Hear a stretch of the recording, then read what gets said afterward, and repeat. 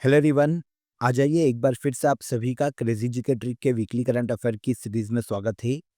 आज के सेशन में हम 24 से लेकर 30 मार्च तक के सभी करंट अफेयर को यहाँ पर डिटेल में डिस्कस करने वाले हैं। टॉप 25 करंट अफेयर को यहाँ पर हम डिस्कस करेंगे आज के इस वीकली करंट अफेयर में। एक एक क्वेश्चन, एक एक फैक्ट को ध्यान से सुनिए। वीडियो पसंद आए तो लाइक और शेयर कर दीजिएगा और चैनल पर पहली बार आए हैं तो चैनल को सब्सक्राइब कर लीजिए। आइए शुरू करते हैं। सबसे पहला क्वेश्चन देखते हैं यहाँ पर। भारत के सर्वोच्च साहित्य सम्मान 59th ज्ञानपीठ अवार्ड के लिए हाल ही में किसे चुना गया है? तो पहली चीज तो आपको ये पता चलती है कि ज्ञानपीठ अवार्ड भारत का सर्वोच्च साहित्यिक सम्मान है। इस साल 59th ज्ञानपीठ अवार्ड दिए जाने की घोषणा की गई है विनोद कुमार शुक्ल को। आंसर सी करेक्ट हो जाएगा।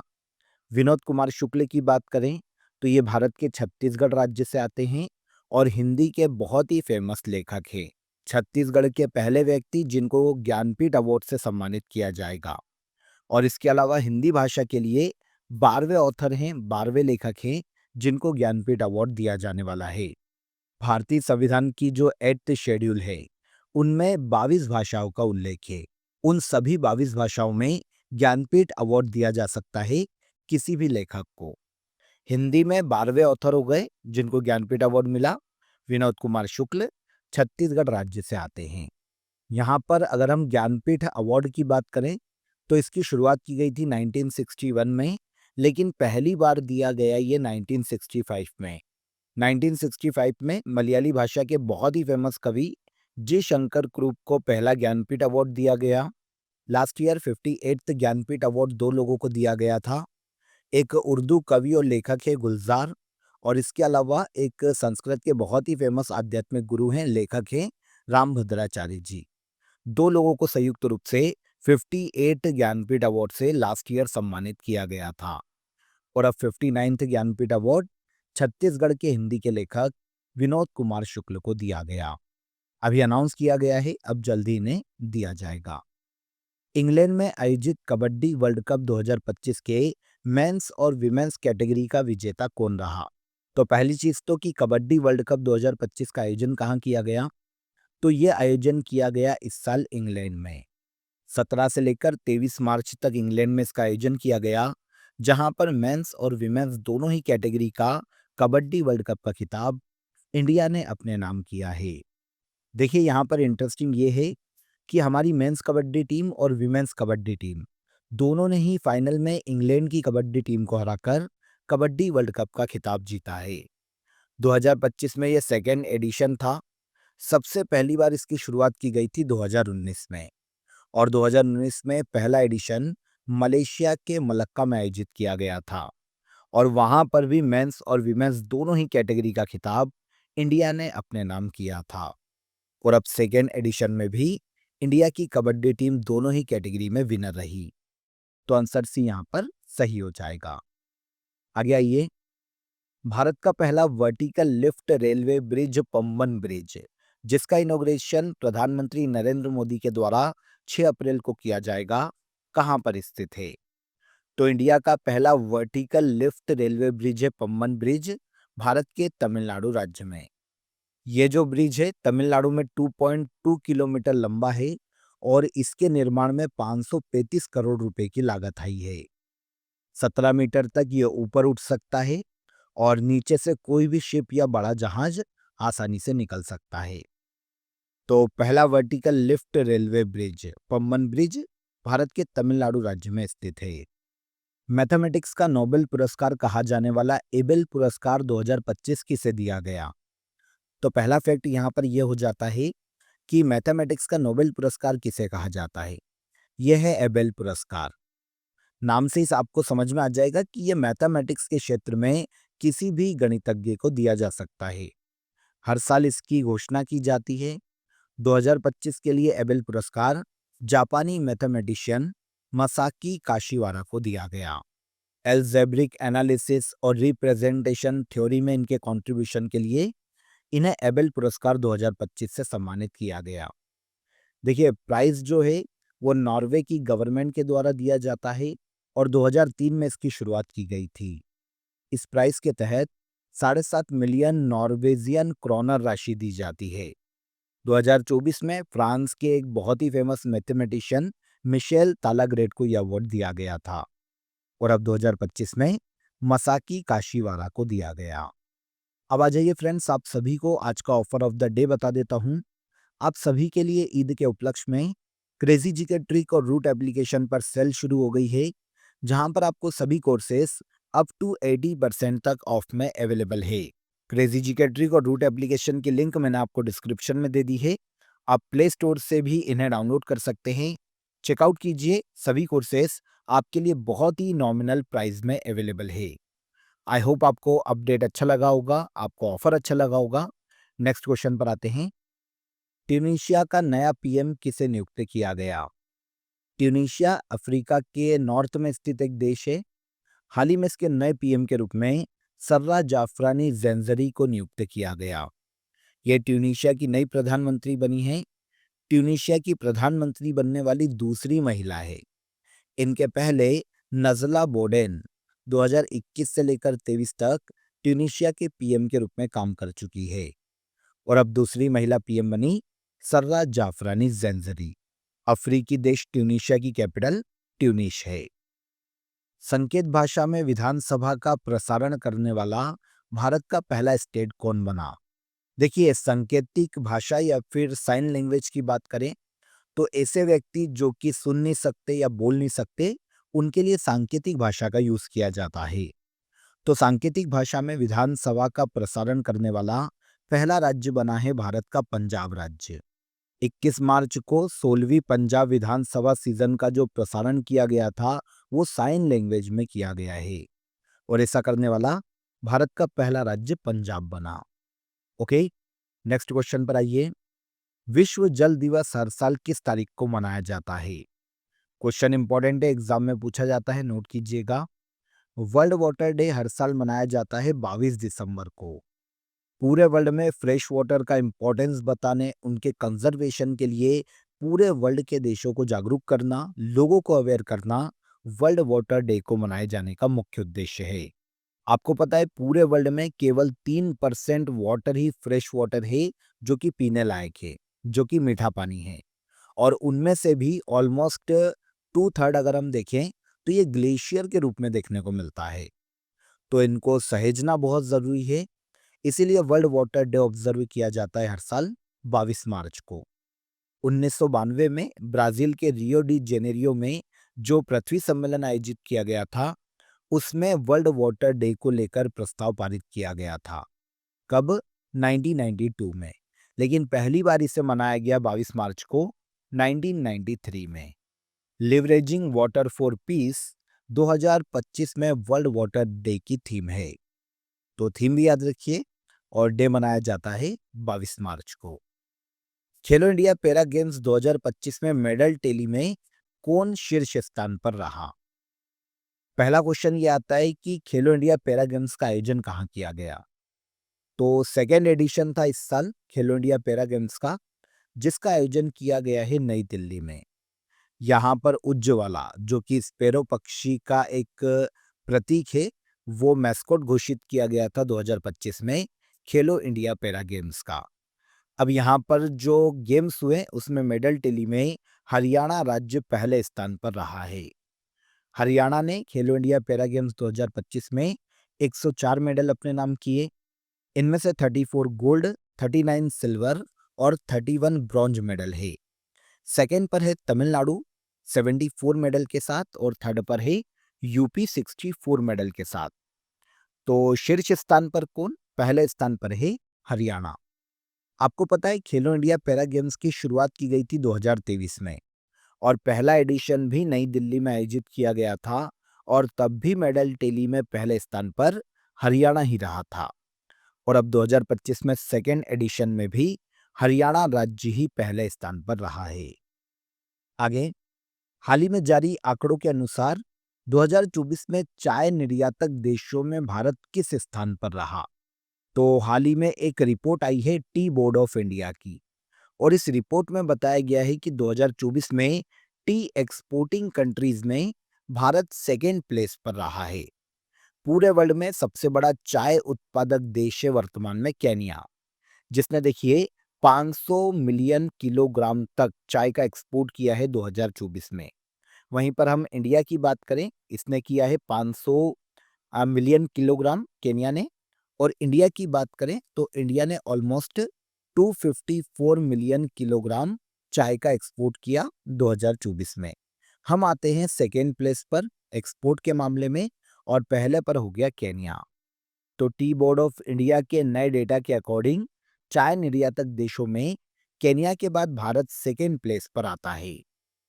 हुरून ग्लोबल रिच लिस्ट 2025 में टॉप 10 सबसे अमीर महिलाओं की सूची में शामिल होने वाली पहली भारतीय महिला कौन बनी? देखिए, एक वैश्विक संस्था हुरून इंस्टीट्यूट के द्वारा हुरून ग्लोबल रिच लिस्ट को जारी किया जाता है। ऑल ओवर कैटेगरी में भी ये जारी की जाती है, जिसमें वर्ल्ड में सबसे अमीर लोगों को देखा जाता है, और केवल महिलाओं की भी अलग से लिस्ट जारी की जाती है।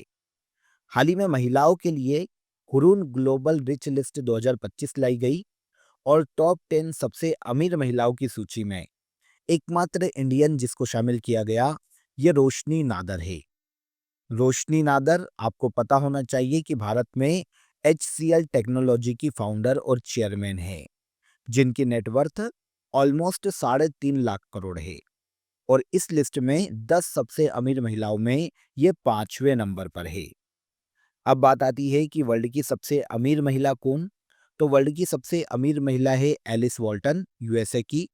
सेकंड पर आती है फ्रैंकोइस बेटनकॉट मेयर, फ्रांस की। और Julia coach and family, USA की, इस लिस्ट में तीसरे स्थान पर है। इंडिया की रोशनी नादर 5वें स्थान पर है। अब देखिए, अगर ऑल ओवर कैटेगरी देखें और वर्ल्ड के सबसे अमीर व्यक्ति की बात करें, तो ये है वर्तमान में एलन मस्क, जो कि स्पेस एक्स के मालिक हैं। आगे चलिए, चर्चा में रहा किलाउआ ज्वालामुखी किस देश में स्थित है?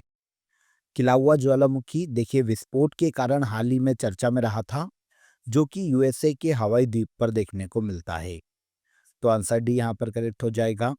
ये एक शील्ड वॉल्केनो है, मतलब शील्ड मतलब देखिए, वॉल्केनो में उद्गार के बाद ये जितनी भी बार उद्गार हुआ है और आसपास जो लेयर जमी, उसके बाद ये आपको एक शील्ड की तरह दिखाई देने लगा है। तो शील्ड वॉल्केनो का एग्जाम्पल है हवाई द्वीप पर स्थित किलाउआ ज्वालामुखी। वैसे काफ़ी सारे वॉल्केनो हैं हवाई द्वीप पर जो कि बहुत ही फेमस है। जैसे एक मोना लोआ वॉल्केनो की बात करें, तो ये वर्ल्ड के सबसे अधिक सक्रिय ज्वालामुखी में गिने जाते हैं, जो कि यूएसए के हवाई द्वीप पर स्थित है। तो विस्फोट के कारण, ज्वालामुखी उद्गार के कारण किलाउआ ज्वालामुखी हाल ही में सुर्खियों में था। हवाई द्वीप यूएसए में स्थित है। मिस वर्ल्ड सौंदर्य प्रतियोगिता के 72वें संस्करण का आयोजन भारत के किस राज्य में किया जाएगा? तो 72वां मिस वर्ल्ड सौंदर्य प्रतियोगिता, इसका आयोजन किया जाने वाला है भारत के तेलंगाना राज्य में। 7 मई से लेकर 31 मई 2025 तक ये भारत के तेलंगाना राज्य में आयोजित किया जाएगा। इसके पहले जो 71वां एडिशन था, वो लास्ट ईयर मार्च 2024 में भारत में ही मुंबई में आयोजित किया गया था, जियो वर्ल्ड कन्वेंशन सेंटर में। और यहाँ पर विनर चेक रिपब्लिक की क्रिस्टीना प्रित्स्कोवा रही थी। और अब 72वां मिस वर्ल्ड प्रतियोगिता का आयोजन भारत के तेलंगाना राज्य में किया जाने वाला है। देखिए, यहाँ पर इंडिया से मिस वर्ल्ड विनर की बात करें, पहली चीज तो ये समझिए कि सबसे पहली बार मिस वर्ल्ड कंपटीशन का आयोजन किया गया था 1951 में। यह आयोजन हुआ था यूनाइटेड किंगडम के लंदन में, और स्वीडन की किकी हॉकनसन यहाँ पर विनर रही थी। इंडिया से अभी तक 6 विनर रही है मिस वर्ल्ड सौंदर्य प्रतियोगिता की। 1966 में सबसे पहली बार रीता फारिया, 1994 में ऐश्वर्या रॉय बॉलीवुड अभिनेत्री हैं, 1997 में डायना हेडन, 1999 में युक्ता मुखी, सन 2000 में प्रियंका चोपड़ा, और 2017 में मानुषी छिल्लर मिस वर्ल्ड रही हैं इंडिया से। तो इंडिया की 6 मिस वर्ल्ड है अभी तक, इनकी लिस्ट को भी याद रखिएगा। एग्जाम में ये पूछे जाते हैं, तो यहाँ पर मैंने आपको क्लियर कर दिए। अगले क्वेश्चन पर आएंगे, तब तक आपदा प्रबंधन संशोधन विधेयक 2024, जिसे हाल ही में पास किया गया, यह किस एक्ट में संशोधित करेगा? तो यहाँ पर देखिए, डिजास्टर मैनेजमेंट अमेंडमेंट बिल 2024 की बात की जा रही है। हाल ही में इस बिल को राज्यसभा में पास किया गया। 2024 में इसे लोकसभा में पास किया जा चुका था और अब इसे राज्यसभा में अनुमति दी गई है। ये बिल रिप्लेस करेगा डिजास्टर मैनेजमेंट एक्ट 2005 को। आंसर सी यहाँ पर करेक्ट हो जाएगा। डिजास्टर मैनेजमेंट एक्ट 2005 के कुछ प्रावधानों को चेंज किया गया है आपदा प्रबंधन संशोधन विधेयक 2024 में। भारत के नए वित्त सचिव के रूप में किसे नियुक्त किया गया? देखिए, फाइनेंस सेक्रेटरी की यहाँ पर बात की जा रही है, तो इंडियन गवर्नमेंट ने हाल ही में भारत का नया फाइनेंस सेक्रेटरी अजय सेठ को अपॉइंट किया है। इनके पहले अभी तक तुहिन कांत पांडे वित्त सचिव के पद पर थे, जिनको रिप्लेस किया अजय सेठ ने। Finance secretary ministry of finance का एडमिनिस्ट्रेटिव हेड होता है। मतलब फाइनेंस मिनिस्ट्री के अंतर्गत फाइनेंस से संबंधित जितने भी कार्य होते हैं, जितने भी एडमिनिस्ट्रेशन वर्क होते हैं, उनको हेड करता है फाइनेंस सेक्रेटरी। आपको पता है इंडिया में जो 1 रुपए का नोट छपता है, उस पर भी साइन फाइनेंस सेक्रेटरी के होते हैं। भारत में नए फाइनेंस सेक्रेटरी कौन बनाए गए? अजय सेठ। आगे चलेंगे। वर्ल्ड थिएटर डे हर साल कब मनाया जाता है? वर्ल्ड थिएटर डे हर साल मनाया जाता है पूरे वर्ल्ड में 27 मार्च को। इसका उद्देश्य समाज में थिएटर की इम्पोर्टेंस को बताना और समाज पर थिएटर्स का क्या प्रभाव पड़ता है, क्या इम्पैक्ट पड़ता है, इसके बारे में लोगों को अवेयर करना और ये कितना ज़रूरी है एक समाज के विकास में, इनके बारे में लोगों को बताना वर्ल्ड थिएटर डे मनाए जाने का मुख्य उद्देश्य है। 2025 में थीम की बात करें तो theatre and a culture of peace 2025 में वर्ल्ड थिएटर डे की थीम है। 1961 में इंटरनेशनल थिएटर इंस्टीट्यूट के द्वारा इसे शुरू किया गया और पहली बार 1962 में इसे मनाया गया। हर साल कब मनाया जाता है? 27 मार्च को। 26 मार्च को कौन सा देश अपना इंडिपेंडेंस डे मनाता है? तो इसका देखिए जो इतिहास है ना देश का, वो इंडिया के साथ जुड़ा हुआ है। 26 मार्च को अपना इंडिपेंडेंस डे मनाता है बांग्लादेश। आपको पता है 26 मार्च 1971 में बांग्लादेश के उस वक्त जो पीएम थे मुजिबुर रहमान, उन्होंने पाकिस्तान से अलग करने की घोषणा की थी अपने देश को। पहले बांग्लादेश पूर्वी पाकिस्तान के नाम से जाना जाता था, तो पूर्वी पाकिस्तान को स्वतंत्र घोषित किया था मुजिबुर रहमान ने। शेख मुजिबुर रहमान की ही बेटी है शेख हसीना। तो उस वक्त भारत ने सहयोग किया था पूर्वी पाकिस्तान का, मुजिबुर रहमान का, जिसके बाद पाकिस्तान ने भारत पर एयर स्ट्राइक की थी और भारत और पाकिस्तान का 1971 में युद्ध शुरू हुआ था 3 दिसंबर को। 13 दिन के बाद 16 दिसंबर को हमने पाकिस्तान की सेना को हराया और एक स्वतंत्र बांग्लादेश की स्थापना 16 दिसंबर से मानी जाती है। लेकिन मुजिबुर रहमान ने घोषणा की थी बांग्लादेश की कब? 26 मार्च 1971 को। इसीलिए 26 मार्च को बांग्लादेश का इंडिपेंडेंस डे मनाया जाता है। जब 1971 में हमारा युद्ध हुआ था पाकिस्तान से बांग्लादेश की आज़ादी के लिए, उस वक्त हमने ऑपरेशन विजय चलाया था। ये भी एक इम्पॉर्टेंट फैक्ट है, याद रखिएगा। आगे, महाराष्ट्र भूषण पुरस्कार 2025 किसे दिया जाएगा? 2025 में महाराष्ट्र भूषण अवार्ड दिया जाएगा राम सुतार को। बहुत ही फेमस वास्तुकार हैं राम सुतार, महाराष्ट्र के रहने वाले हैं। इन्होंने देखिए स्टैचू ऑफ यूनिटी को भी डिजाइन किया है, जो कि दुनिया की सबसे ऊंची मूर्ति है। और इसके अलावा स्टैचू ऑफ प्रॉस्पेरिटी, जो कि बेंगलुरु में स्थित एक मूर्ति है, इनका भी डिजाइन राम सुतार ने ही तैयार किया है। महाराष्ट्र के रहने वाले हैं, इसीलिए राम सुतार को महाराष्ट्र भूषण अवार्ड 2025 से सम्मानित किया जाएगा।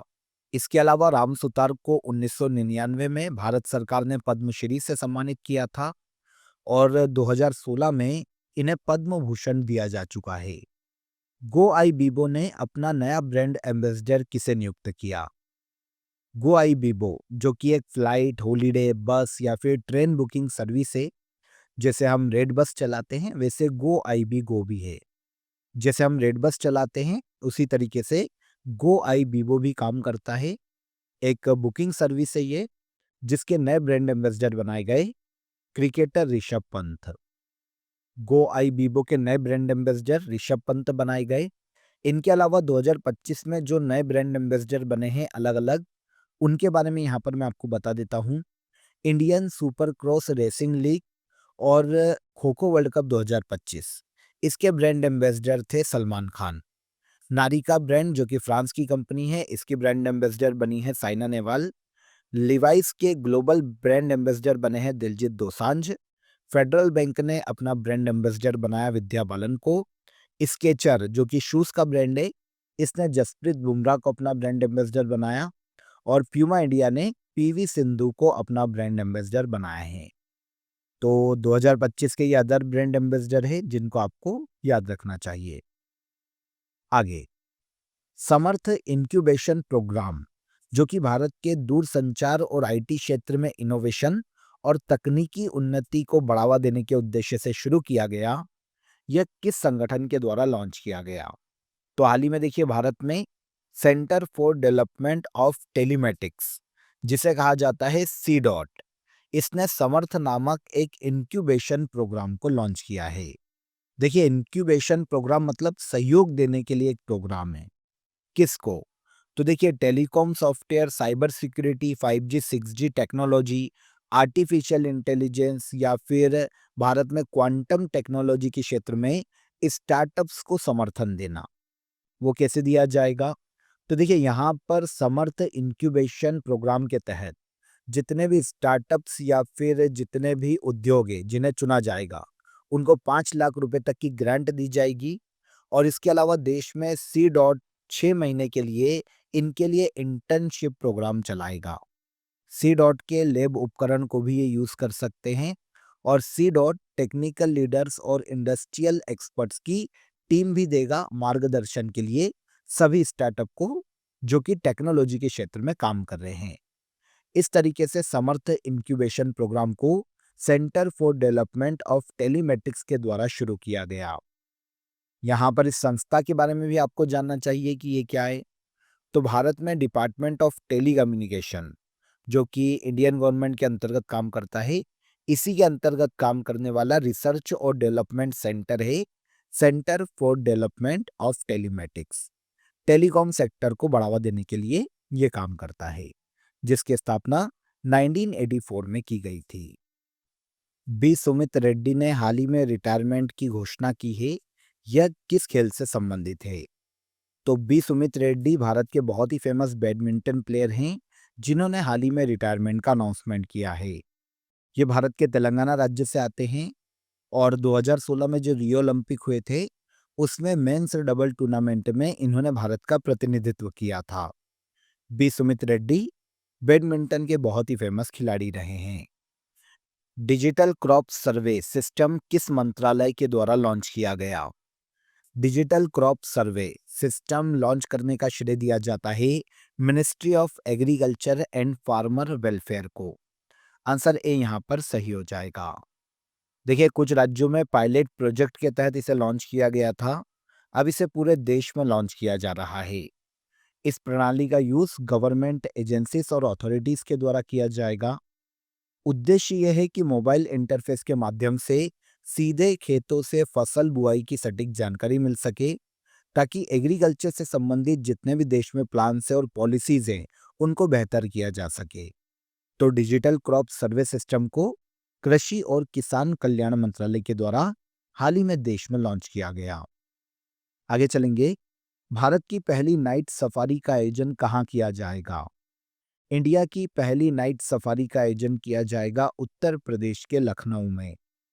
इसका नाम Kukrail night safari and adventure park रखा गया है, जिसे लखनऊ में 1500 करोड़ रुपए की लागत से बनाया जा रहा है।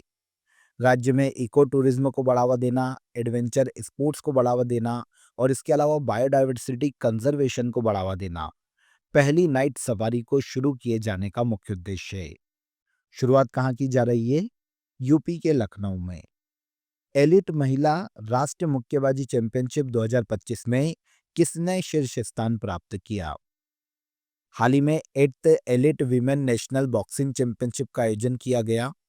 आयोजन 21 मार्च से लेकर 27 मार्च तक ग्रेटर नोएडा में गौतम बुद्ध यूनिवर्सिटी में किया गया, जहां पर ओवरऑल मेडल टैली में रेलवे स्पोर्ट्स प्रमोशन बोर्ड पहले स्थान पर रहा है। रेलवे स्पोर्ट्स प्रमोशन बोर्ड ने टोटल 9 मेडल अपने नाम किए। 5 गोल्ड और 4 ब्रॉन्ज। सेकंड पर है हरियाणा 6 मेडल के साथ और थर्ड पर ऑल इंडिया पुलिस रही 7 मेडल के साथ। सबसे पहली बार elite women's national boxing championship की शुरुआत 2016 में की गई थी। तब से ये हर साल आयोजित किया जा रहा है। 2025 में मेडल टैली में रेलवे स्पोर्ट्स प्रमोशन बोर्ड पहले स्थान पर रहा है। टाटा मोटर्स ने अपना ब्रांड एम्बेसडर के रूप में किसे नियुक्त किया? टाटा मोटर्स टाटा ग्रुप के अंतर्गत एक मल्टीनेशनल ऑटोमोबाइल कंपनी है जिसने हाल ही में अपना ब्रांड एम्बेसडर बनाया है विकी कौशल को। विकी कौशल फिल्म अभिनेता है जिन्हें उरी द सर्जिकल स्ट्राइक के लिए 66वें नेशनल फिल्म अवार्ड से सम्मानित किया जा चुका है। अब विकी कौशल टाटा मोटर्स के हाल ही में नए ब्रांड एम्बेसडर बनाए गए। लास्ट क्वेश्चन आज के वीकली करंट अफेयर का, बायोसारथी इनिशिएटिव भारत में किस मिनिस्ट्री के द्वारा लॉन्च किया गया? भारत में बायोसारथी इनिशिएटिव को शुरू करने का श्रेय ministry of science and technology को दिया जाता है। भारत में बायोटेक स्टार्टअप्स को बढ़ावा देने और उन्हें ग्लोबल स्केल तक पहुंचाने के लिए ministry of science and technology ने बायोसारथी इनिशिएटिव को लॉन्च किया। इसके तहत बायोटेक्नोलॉजी के क्षेत्र में काम करने वाले जितने भी स्टार्टअप्स हैं उन्हें 6 महीने का मेंटरशिप प्रोग्राम दिया जाएगा ताकि उन्हें स्किल सिखाई जा सके। जितने भी रिसोर्सेस उन्हें चाहिए स्टार्टअप के लिए वो रिसोर्सेस प्रोवाइड किए जा सके ताकि भारत में बायोटेक कंपनियां विकसित हो सके। तो इसके लिए बायोसारथी इनिशिएटिव की शुरुआत का श्रेय ministry of science and technology को दिया जाता है। क्लियर? तो यहाँ पर देखिए हमने 24 से लेकर 30 मार्च तक के सभी करंट अफेयर को डिटेल में डिस्कस किया। एक एक फैक्ट को, एक एक क्वेश्चन को यहाँ पर हमने डिटेल में समझा है। आई होप आपको सेशन पसंद आया होगा। वीडियो पसंद आया हो तो वीडियो को लाइक और शेयर कर दीजिए। चैनल पर पहली बार आए हैं तो चैनल को सब्सक्राइब कर लीजिए। फिर मुलाकात करेंगे आपसे नेक्स्ट डे के करंट अफेयर में। तब तक अपना ख्याल रखिएगा। जय हिंद, जय भारत।